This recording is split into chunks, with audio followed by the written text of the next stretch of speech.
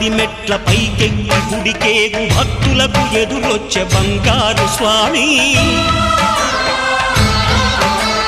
ఇరుముడులు స్పృశించి శుభమనుచు దీవించి జన బృందముల చేరే జగమేలు స్వామి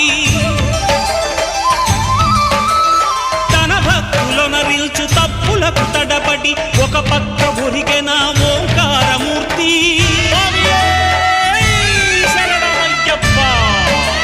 స్వాములందరూ తనకు సాయము కాగా ధీమంతుడై లేచే ఆ కన్య స్వామి